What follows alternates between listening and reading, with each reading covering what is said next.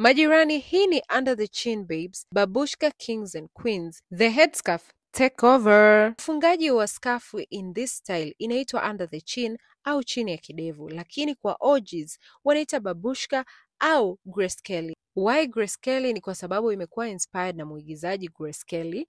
Why babushka? Kwanza, babushka in Russia ni old mother or grandmother, na hawa walikuwa wanavaa kama utamaduni, lakini pia iko attached na religious purposes. Historia inasema mtindo huu wa kufunga skafu umekuwa the favorite sana kwa wanawake wa Europe, hasa the late Queen Elizabeth, huku kwenye fashion ikijizolea umaarufu kuanzia miaka ya 1960 mpaka miaka ya sasa, depending inafungwa kutoka kichwani mpaka shingoni, ukiacha nywele mbele kidogo, alafu shingoni ukafunga kwa staili, labda ukafunga ukaficha kipande cha kitambaa kilichobaki kwenda ndani, au ukatengeneza tai, au ukaachia skafu ikaning'inia.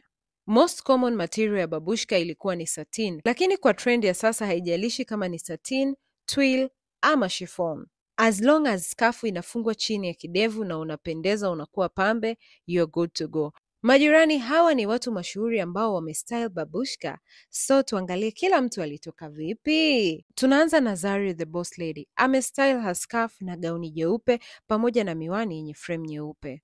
And next tunaye Nandy. Amestyle her scarf na jeans, top nyeusi pamoja na miwani yenye frame nyeusi. Next we have Elizabeth Michael. And I can say alivyoifunga hapo shingoni it looks beautiful, pamoja na gauni lake jeusi. Next we have Vanessa Mdee. Ameweka more colorful, playful look, na vimeendana sana, ni mseto ambao unavutia. Then we have Kajala. Scarf yake ni kubwa lakini ina rangi nzuri na ameipea it with a white dress. And she also has a second look kwenye kufunga babushka style.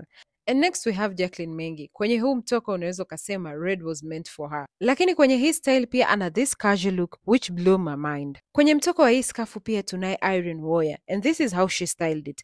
Then we have Mwamvita Makamba. This is her look. Then Aika akiwa amestyle it na cargo jeans pamoja na t-shirts. Then wifi yetu Priscilla akiwa amestyle kwenye suti ya blue bahari. Miss Tanzania 2005 Nancy Sumari in 2 different scarves. Then we have former Miss Universe Lorraine akiwa amepair her scarf pamoja na leather in black. We also have men who have tried this look kama Diamond Platinum way back. And then we have Divoice ambayo ameifunga as the way iko popular inavyofungwa. Kuna watu ambao wameiona hii style ni ya wabibi, ila modernly hii style ni ya queens and kings ambao wanaislay vizuri. Majirani, note this, most stylists recommend babushka style uvae pamoja na miwani. Do you agree with this recommendation? Tukutane kwenye comment section. Pia niambie, between all these celebrities, nani amestyle the babushka 10/10? Bye!